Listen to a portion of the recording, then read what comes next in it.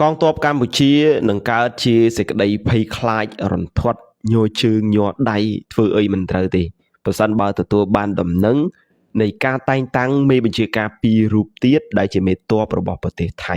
នេះគឺបើយោងទៅតាមការបង្ហោះផ្សាយពី Facebook ផ្លូវការរបស់កងទ័ពជើងគោករបស់ប្រទេសថៃ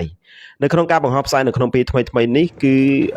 Facebook ផ្លូវការរបស់កងទ័ពជើងគោកថៃគេបានដាក់រូបបុរស2នាក់ដែលគេថាជាអ្នកដែលមានជំនាញឬក៏ថាគេនឹងតែងតាំងជាមេទ័ពនៅក្នុងប្រទេសថៃ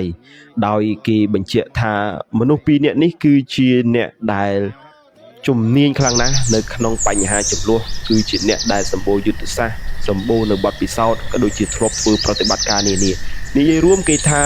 មេទ័ពពីររូបនេះគឺជាមេទ័ពដ៏ខ្លាំងហើយគ្រាន់តែដាក់មេទ័ពពីររូបនេះកងទ័ពកម្ពុជានឹងភ័យខ្លាចញ័រជើងញ័រដៃនេះគឺជាអ្វីដែលគេបានលើកមកបង្ហោះខ្ញុំគិតថាជាការអួតរឿងនេះមិនមែនជារឿងថ្មីទេគេធ្លាប់អួតថាវាយ3ម៉ោងគេធ្លាប់អួតថាវាយ3ថ្ងៃឬក៏7ថ្ងៃសុទ្ធតែអាចជោគជ័យប៉ុន្តែលទ្ធផលមិនទាន់ឃើញបានរំលងភ្នំទេគឺនៅត្រឹមភ្នំនឹងឯងមកអត់រួចទេហើយឥឡូវនេះរឿងដែលធ្លាប់អួតធ្វើមិនបានហើយឥឡូវនេះបែរជាអួតរឿងមួយទៀតគ្រាន់តែដាក់រូបមេទ័ពពីររូបដូចជាមេទ័ពនឹងខ្លាំងណាស់អញ្ចឹងខ្លាំងដូចជូកលៀងឬក៏ខ្លាំងជាងជូកលៀងទៀតឯណោះដែលអាចមកហើយសុទ្ធតែអាចធ្វើការបានសម្រេច